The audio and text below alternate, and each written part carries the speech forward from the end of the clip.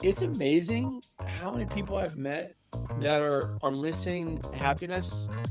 Yeah. They sold their company, they bought the cars, the houses, the planes, Yeah. and they like made some choices that like separated them from their closest relationships and their chase for all this fun stuff. Alex Bean. He has recently sold his fintech company Divvi for 2.5 billion. Today, he runs a VC firm and has written a book on turning your life into a force for positive impact. I used to joke that if my wife could have pressed a button for the first year after the accident, pressed it like the easy button, and we could go back to like not exiting, she would have pressed the button. In this episode, we explore the emotional complexities of wealth and discuss why he envies those still in the rat race, how he earns his sleep, finds purpose, and talks to his kids about wealth. Hello, Alex. Very happy to have you here today. Thank you for joining me. Looking forward to it. Excellent. So let's jump right in. You built and sold a company called Divvi. It took you 5 years to sell, and you sold it 3 years ago. Can you tell me a little bit about it, and then we'll focus on how you felt afterwards? Yeah.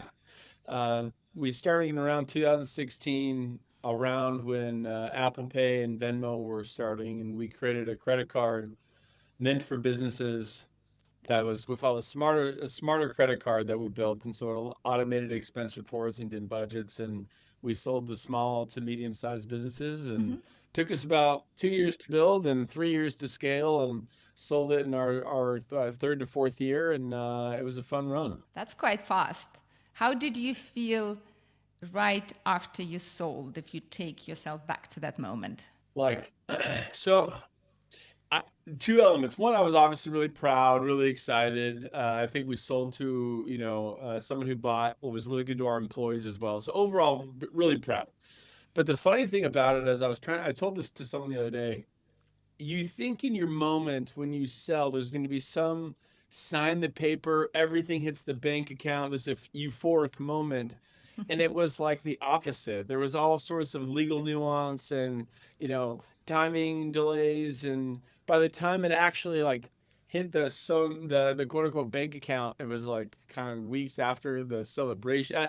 It just felt very anticlimactic through the whole process. So yes, really excited, really proud, and also kind of like, wait a minute, like, when is the moment where you go nuts? And that never really came. So It never happened. What happened? What happened afterwards? Tell me about the next few months. How did they play out? yeah, so we sold in June, which for me was a good timing because it was kind of my kids were out of school and I left immediately after selling. And so I said to myself, to my family, and to other people, I said, no one even talk to me about work for the summer. Like, Yeah, I'm gonna take the summer off.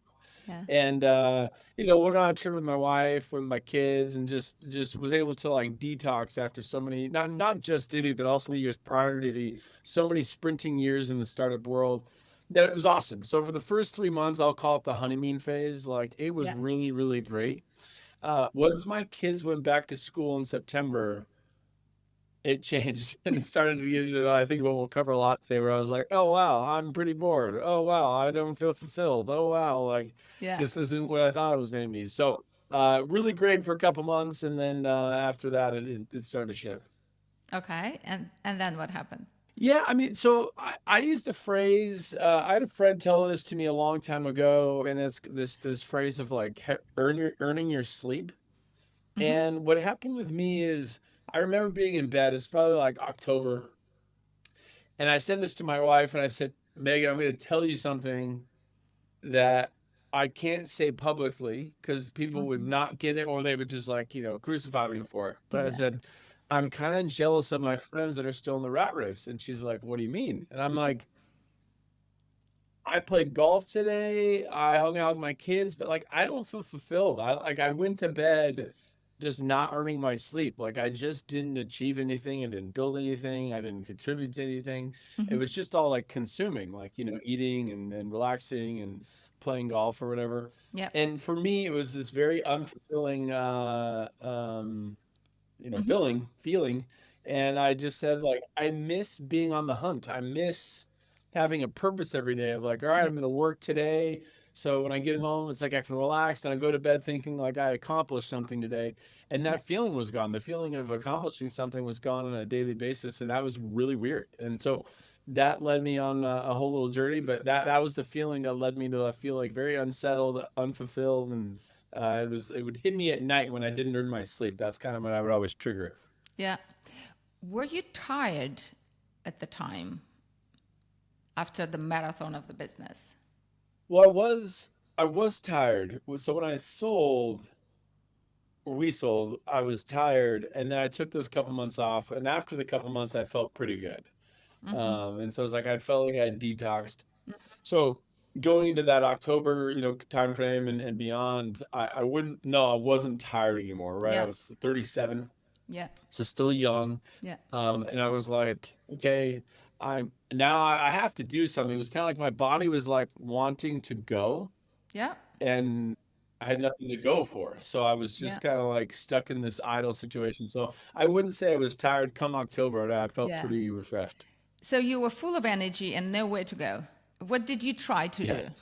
That is yeah. So I did all sorts of weird stuff. So well, not all weird, but like some of it was I wanted to accomplish bucket list items. My best friend and I wanted to do Guinness Book of World Records. So we played pickleball for 24 hours to break a pickleball or a Guinness Book of World Record. We climbed Mount Rainier. We I started taking piano lessons with my two Uh-huh. daughters who were 11 or 12 and 10 at the time, or whatever their ages were at the time. And so I was playing piano. I started taking magic card lessons because I always thought that was interesting. Oh my All God, sorts you of were weird, really like, bored. I'll just do that. Yeah, I was really bored. And it was like I liked piano and the card thing was interesting and all these little stuff, but it wasn't fulfilling. It was like Yeah. I did it. It kept me busy. I ended up not Yeah. just not doing anything, but it wasn't fulfilling. I wasn't building or creating Mm-hmm. anything with a purpose. And so that's what I did from probably September to call it like April, May timeframe. Like Mm-hmm. I stayed very busy Mm-hmm.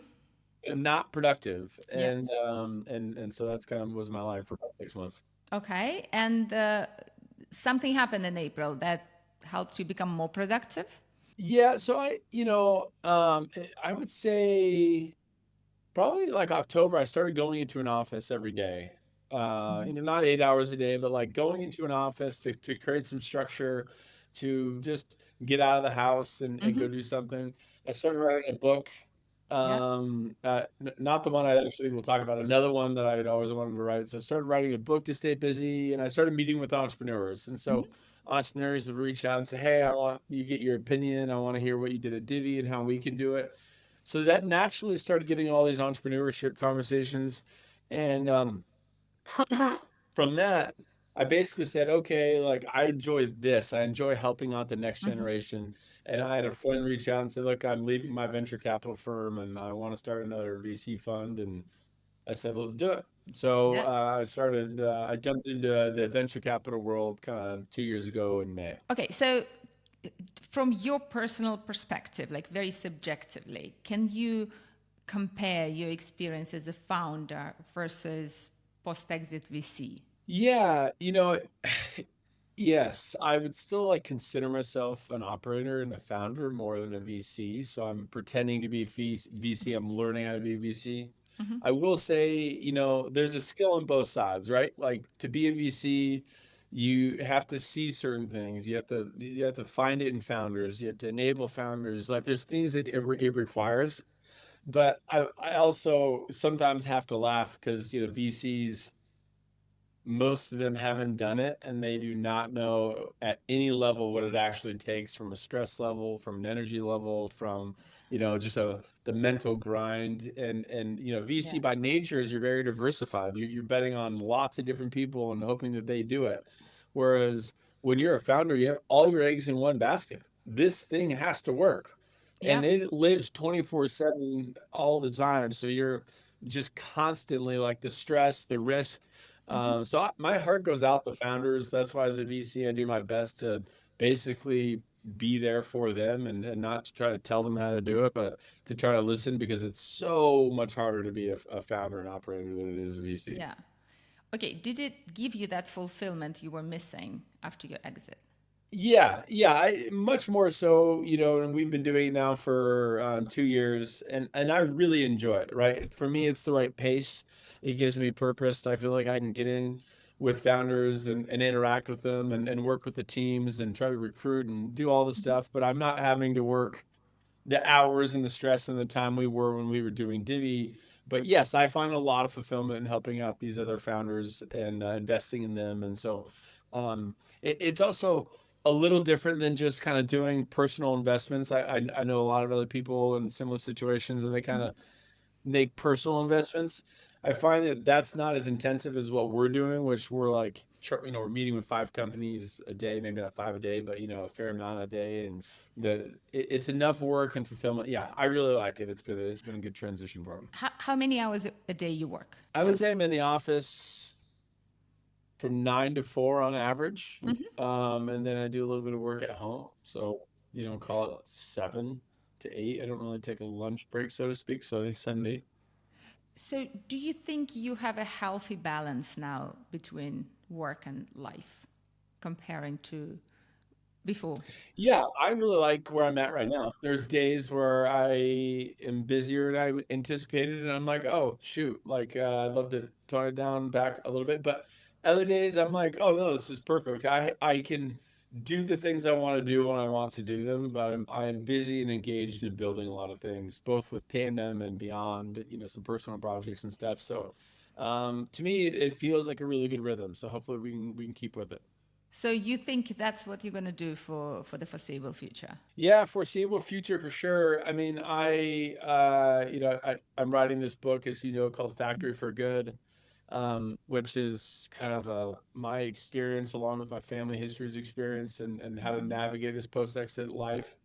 So there's a lot of things I do that kind of connect to the VC side of things, but Mhm. are really its own little project as well. Yeah. So, meeting with people and doing events along those lines is also something I'm going to do. But yeah, I love helping out the next generation. And if we can invest and make money together, then let's do it. So, it's been 3 years since your exit. What would you say are the biggest lessons you've learned so far?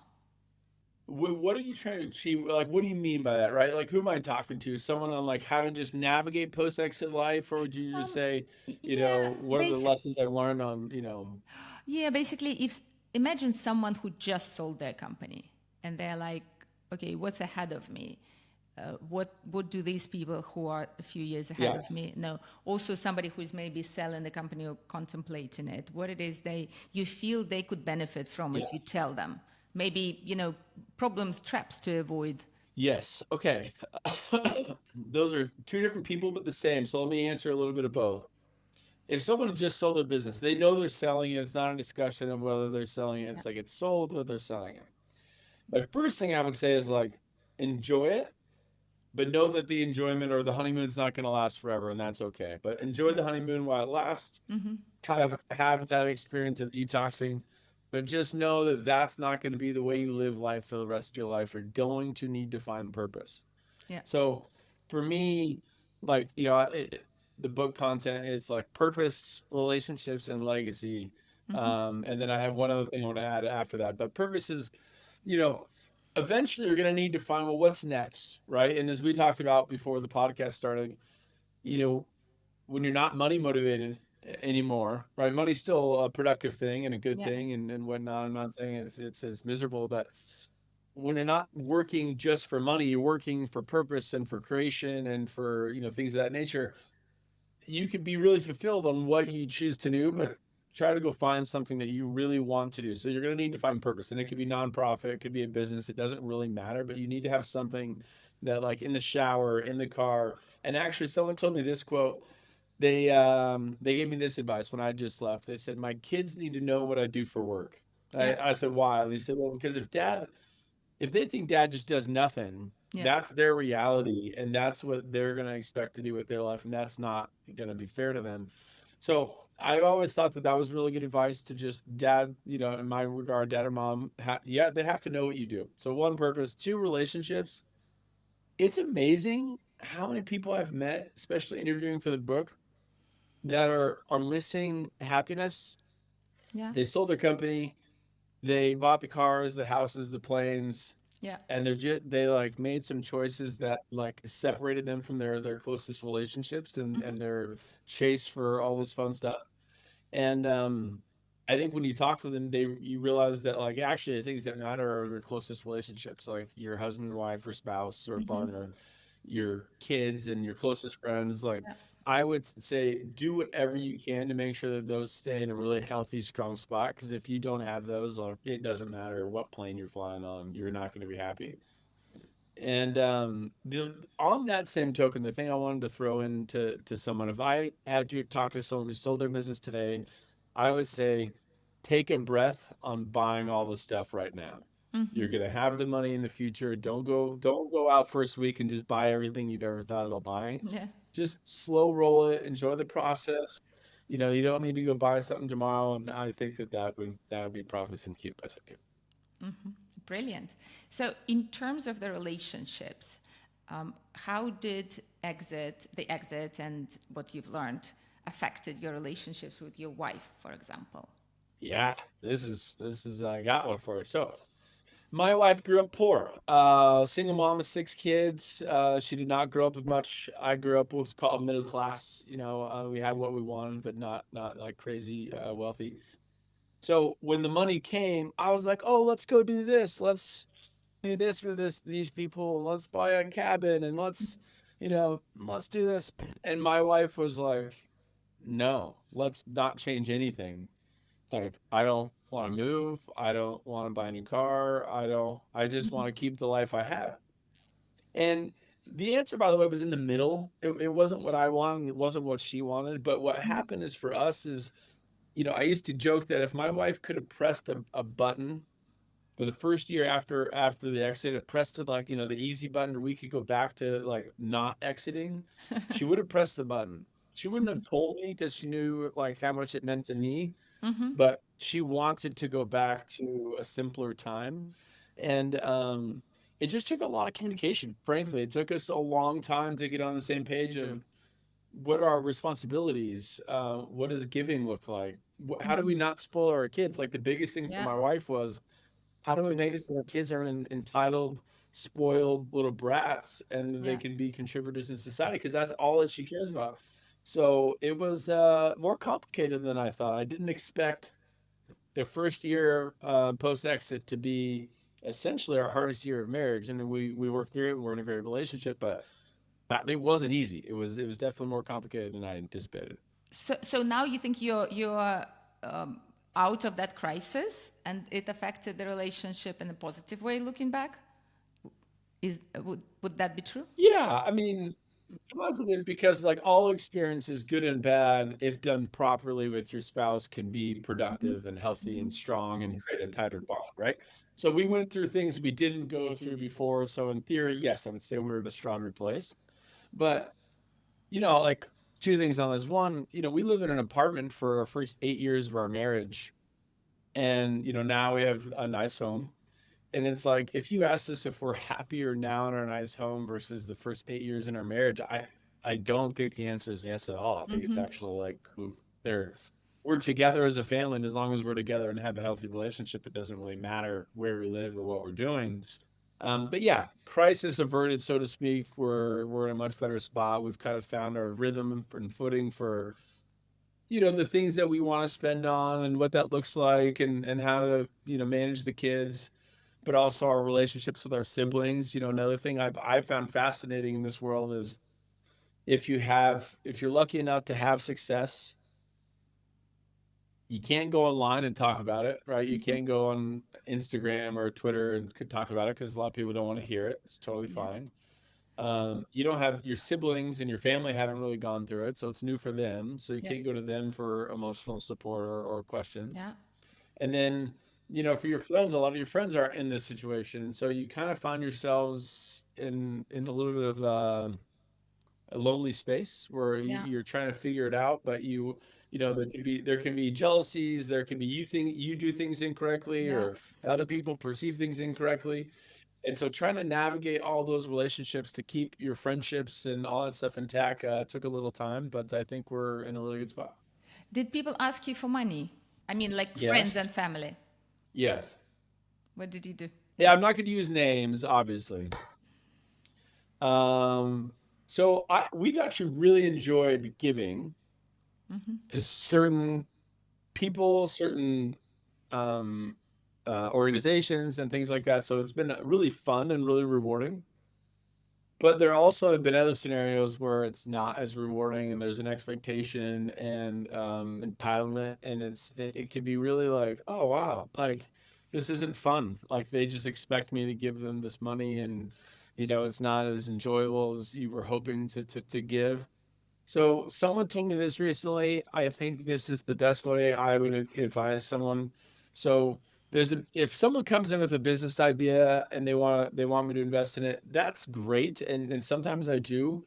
For me, I throw it to my team and I have a team of advisors and I say, hey, send me everything you got. I love it. Let me have my advisors go through it. And if my advisors go through it and they think it looks bad, then like they can be the bad guy and they can say, "Hey, I'm not going to let you do this," right? So I don't have to personally say no. Yeah. That's helpful. Um, but to like family and friends, like someone in need, um, the advice that was given to me was, "Do you have an is it an asset problem or a behavior problem?" As an example, a single mom who's raising kids and working hard, but her car breaks down. She needs a car to let her to work. That's an asset problem. She's doing everything she can in her power, but it's an asset problem. So you can fix that asset with an asset, money and a car, right? But if it's a behavior problem, and this is complicated, and this is where a lot of people get in trouble. If it's a behavior problem, you can't fix a behavior problem with an asset.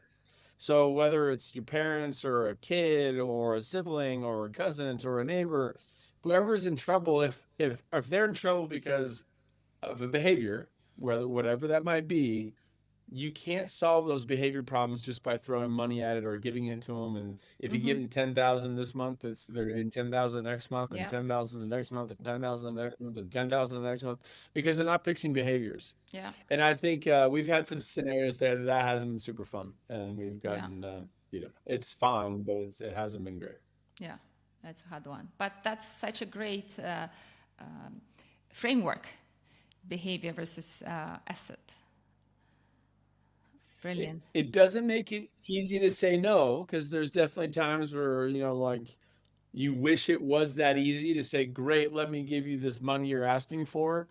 The sad reality, not just from my life, but also these people I interviewed for the book, was it's just not the case. Like, if they ask for 20 and you give them 20, it actually didn't solve the issue so often. And you find them same situation 2 months later. So you're saying in your book, you divided the post-exit problem into three sections: purpose, relationships, and legacy. So let's Yeah. go back to the purpose a little bit more. I want to dig deeper into that. So how do you think someone who sold the business should go about looking for their new purpose?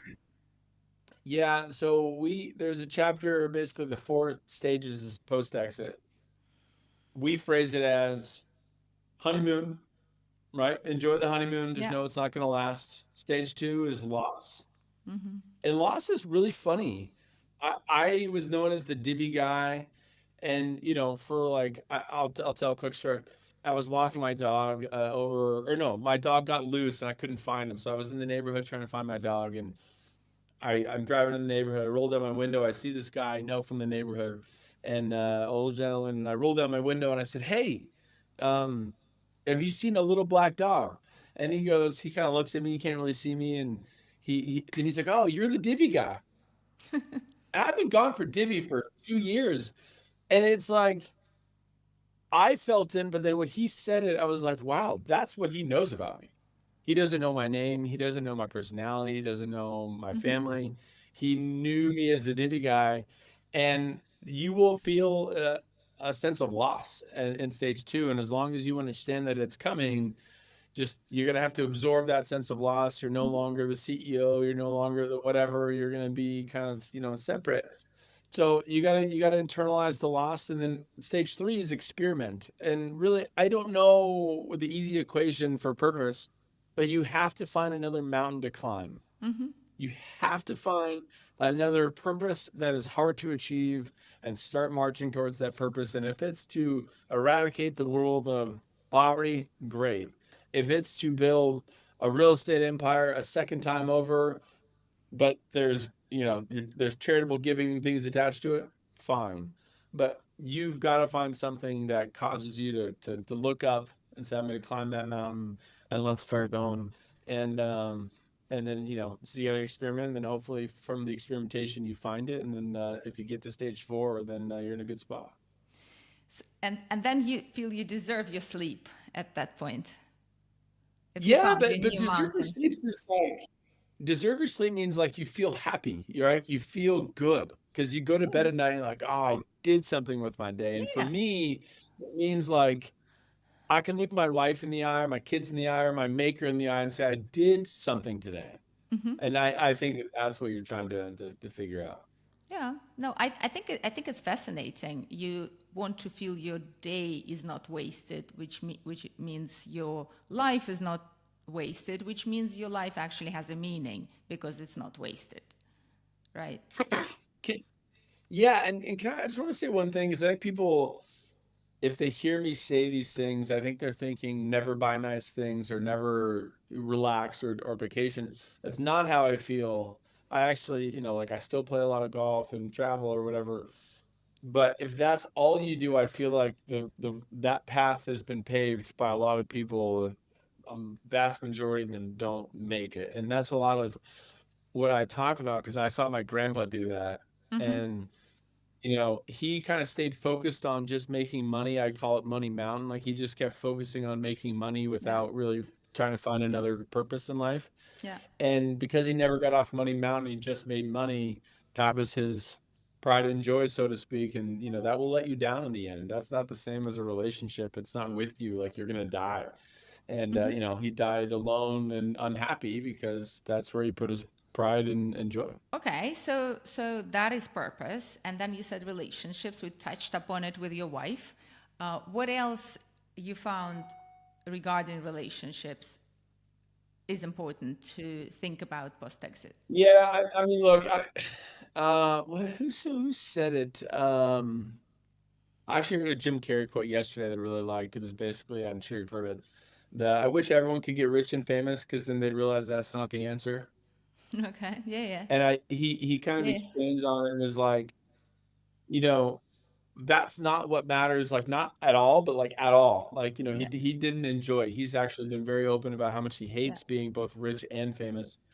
Um, and for me, how I outlined, how I structure the thinking is there's a circle A group, a circle B, and a circle C. So circle A is like your spouse, your kids, and your closest friends. Yeah. These are the people that matter more than anything in the world. And whether you're poor or rich or anywhere in between, Yeah.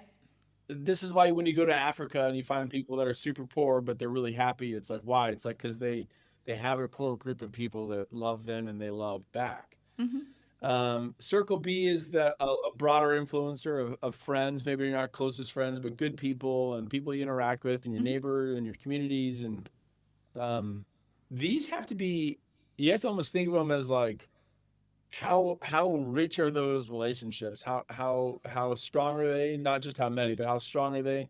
So you have your circle A, and then you have your circle B, and then circle C is kind of the extended influence. And so for me, it was starting with circle A and making sure that those were in a really good spot and setting up the rhythms and cadence for those, and then B, and then try to move on to C, which is ultimately legacy. But yeah. And what do you think would help you care more about people in that circle C? Because now we are talking about kind of growing out of yourself, right? Yeah, that's a good question. I I say this like I think I'm a nice guy, but I also realize that I'm innately selfish. And what I mean by that personally is I think about myself and my wife and kids and kind of my little circle, and that's the world I live in. And Hmm. hopefully, I treat those people really well. But I don't innately wake up and think like, okay, Hmm. how do I help Circle C? I want to do it, and so for me, what I've put time and energy into is like I've actually surrounded myself with people that do really care, and their purpose in Okay. life is to help, Yeah. the Circle C. And so working with them and creating relationships with them and being exposed to different things through them Hmm. has helped me be like, oh, I didn't even know that that was an option or that that was possible. So through those relationships, my eyes have been opened to different experiences that I wouldn't have connected. Yeah. And frankly, then when you actually get to meet people either running those organizations or the people that are affected by it, you start to realize like how valuable those relationships are, how much they can expose, And by the way, it could be locally, it can be internationally, it can be domestically. Hmm. But for me, it's surrounding myself with people that really care about Circle C situations and having empathy through them and learning through them and being exposed to them. I love this. I'm a big fan of being very conscious about people you spend time with, because we get so much from other people. We copy so much from other people without often realizing it. So the only way to uh, deal with that copying is to pick the right Yeah. people to copy. Okay, that's brilliant. Great. So that brings us to legacy. What is legacy for you? Um, I mean, so legacy to me is like having an impact, just Mm-hmm. having an impact on the world around you and making it a better place. And so, we talk it. I've thought about it a lot. Like I have a great grandfather that was successful in his own right. It's been 70 years since he was, a productive person of society, and we still talk about it, right? Like Mm-hmm. we still talk about this man 60, 70 years later, and it's because of the community, like the impact he had on the community in terms of, he built a building here, and he, set up in organizations over here, and they still exist. And that's so to my family, Mm-hmm. we still talk about and or make decisions in our lives today because of the person that he was then. Mm-hmm. And so for me, I think about it with that lens of, can I make the world better today? And can I do something by establishing my values to my children so they know that mom and dad didn't just care about having a swimming pool, but that we cared about these other things that really, Mm-hmm. really mattered and we think shaped who we were as people, both our faith and both, impacting, the community and everything at large. So to me, it's about passing on values to people beyond your Circle A and Circle D, Mm-hmm. and creating an impact. So I think it's just different for all people. So, how are you doing it, or how do you plan to do that at this point in your life? The book's called Factory for Good, by the way, Mm-hmm. and the reason it's called Factory for Good is for this purpose. So we've thought about it this way. Most people, when you start, the responsibility of becoming an adult is like you have this factory and you work really, really, really hard. So at the end of the factory, money is outputted so you can provide shelter and food and all the, basic needs. What we're talking about today is like, well, when you provided for your basic needs, the factory needs to be retooled and reshifted. So Mm-hmm. instead of this factory that we spend all of our time and energy on outputting money, we now take money and input into the factory, and the output needs to be good or Okay. impact or whatever we Yeah. phrase, but we all good, right? So for me, I've set up budgets with people that hold me accountable and help expose the money to other people. And again, doesn't need to be Melinda Gates big, it Mm-hmm. can just whatever your amount is. And we've created a mission statement behind it. And we meet, once a month and say, okay, some things we do, we have these things we call $5,000 miracles, Mm-hmm. and it's like single mom here, guy here, Mm-hmm. where we'll send out little things. It's not going to change their life forever, but we're just trying to help some people. Mm-hmm. But fundamentally, we try to say, okay, here's our overall budget and here's our mission statement, and we are constantly trying to find things that allow us to invest in these like a business Where do we get the most impact? Where's the ROI? What's sustainable? Mhm. And that we're trying to increase the budget, therefore the impact. And we report on it like a business, and we try to really sit there. And so my wife and I, and we have a third person that works with us to like keep us, honest on it and Mhm. pacing on our giveaways. And so for us, that's our factory for good is trying to actually be stewards of that budget and money and purpose, and give to the organizations and people that will execute. Do you engage your kids in that? Yes and no. So they don't know the money elements yet. I don't know when we would expose them to that, but they Mhm. don't yet. We do expose them. So, for example, I live in Salt Lake. There's a guy who's running a place called Other Side Academy.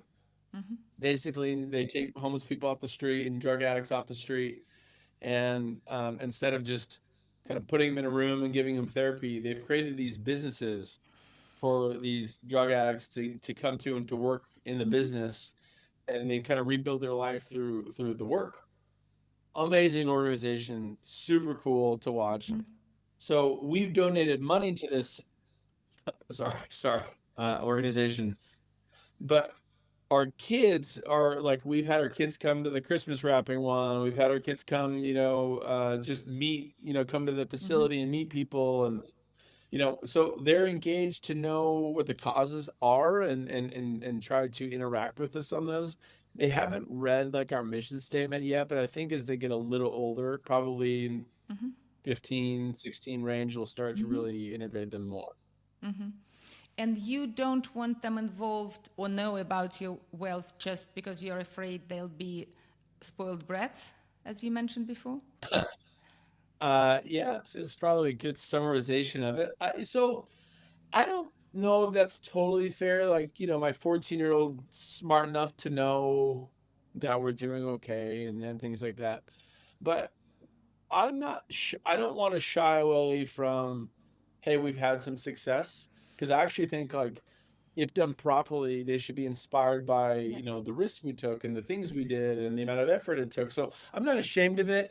And I don't think that it's like I'll never tell them, but I also don't think they need to know Yet. the numbers and everything quite yet. So we'll integrate that with them as they get older, and our 14-year-old we have more conversations with, and we talk about stuff with. But yes, we try to tone down a lot of elements of what wealth might look like, just so that they don't have a skewed reality, because it's probably not going to be their reality, because I'm not giving them. Mm-hmm. Mm-hmm. No, absolutely. So, okay, you're doing all these different things in terms of your impact. Uh, but how would you connect your sense of purpose with legacy? So for me, I'm not a philanthropist at heart. Mm-hmm. Like, amazing at it, I guess. It's also, I don't know how to do it. It's not my gig. So my factory for good Mm-hmm. is, I want to build businesses Mm-hmm. that create opportunity, so I can employ people that are around me and in my circle of influence, and help them grow. And second, that creates cash flow and additional funds, so that I can pour that Mm-hmm.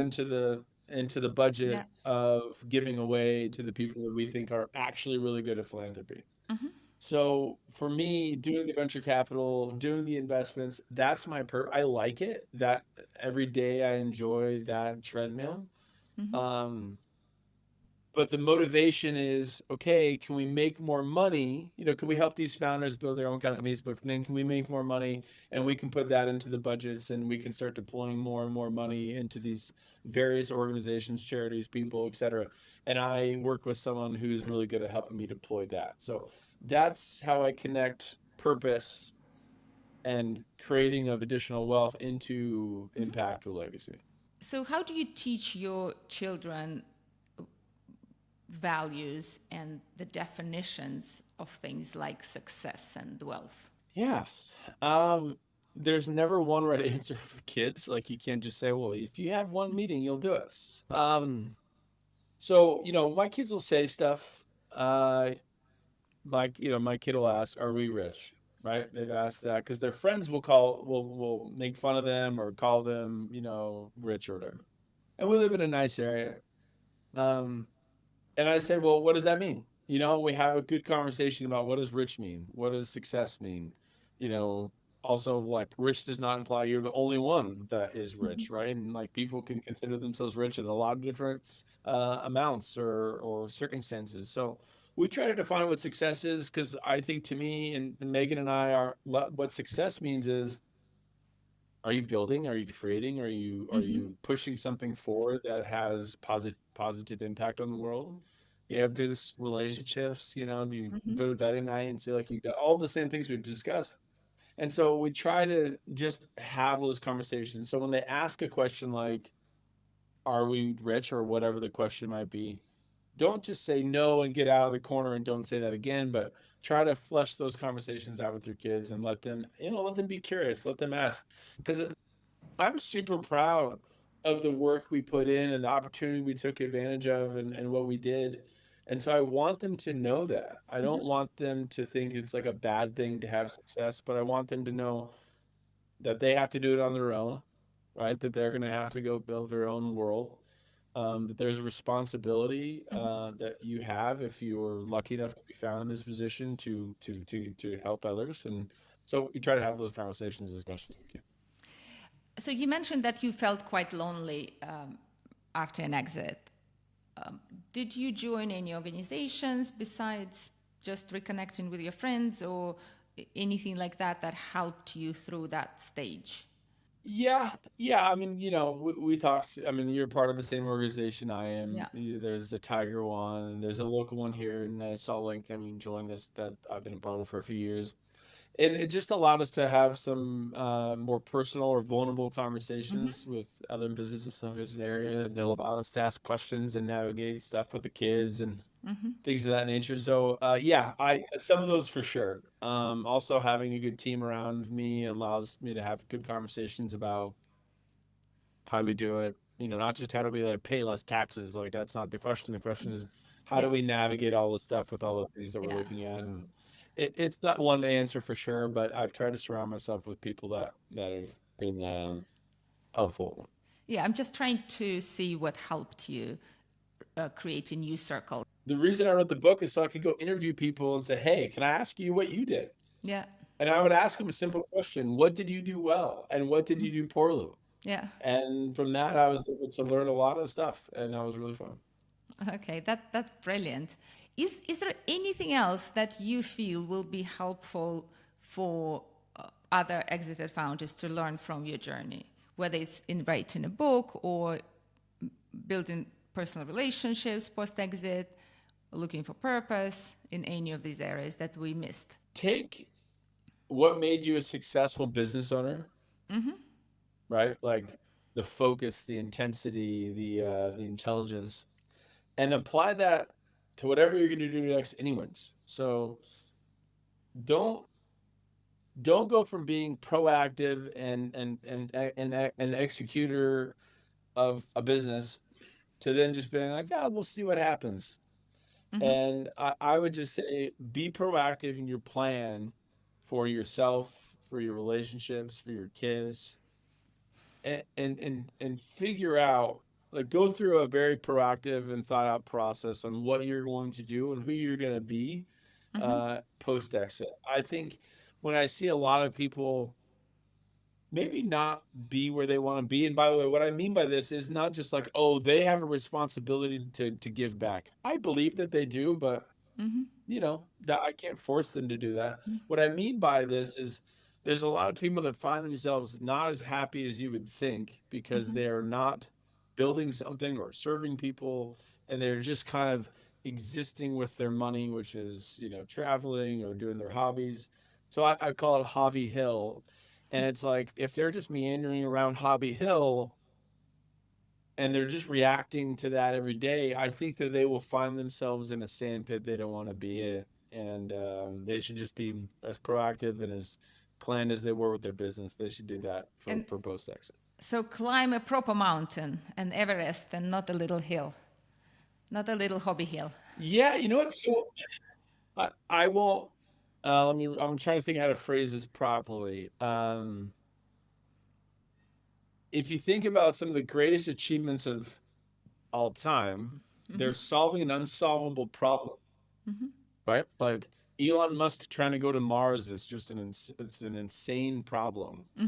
Like if you have an unsolvable mountain or an unconquerable mountain, there is something about chasing that that is really fulfilling to humankind for some reason. And I would say, yes, climb an Everest. Don't walk around a park. Like that. That's going to get old pretty quickly. Oh, brilliant. So you and I, in a separate conversation, talked about how we are both big believers in finding your superpower and having clarity Yeah. about your superpower. So let's quickly talk about that. What are your thoughts on that? Yeah, so I actually stole this from a buddy of mine who worked with me at Divvi, and his name is Sterling, and he would always talk about, what's your superpower? The reason it stuck out to me over the past couple of years is I think in our society we tend to think we have to be good at everything, and if we're not, we're some version of a failure or like, "Oh, I'm not good at that." And I actually think it's better for our psyche and better for whatever we're trying to accomplish to know I'm not good at those things and that's okay.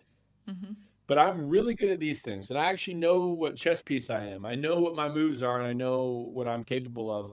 And when you know that, there's a confidence to it. And there's also like you're gonna be able to produce more for like, I know how to do this thing, let's go do it. So I spoke to college students in a class about a month ago, and that was my big thing to them is find your superpower. Find the thing you're good at. You can look me in the eye in an interview and say, I'm good at this. If you don't know what that is, then you're gonna have a hard time succeeding in life. But if you know what that is, you can start that's a pillar and you can build off of that for sure. Yeah. And it's very energizing for someone to know they have a superpower, right? It's very encouraging. A lot of confidence can come from knowing your superpower. So, Alex, this has been absolutely fascinating, and I can't wait to read your book. Hey, that'll make one person who'll read it. That's exciting to me. No, I'm sure there are lots of people who'd be interested because it will be your experience, your unique experience. And I think these days people are looking for direct experiences much more than theories, don't you think? Yeah, I hope so. I talked about my great grandfather, my grandfather, and my experience, and a bunch of it's basically full of just personal experiences with a little bit of structure around it. And my hope, honestly, so this will be, I'll end it with this. The reason I wrote the book is not to sell a jillion copies or whatever.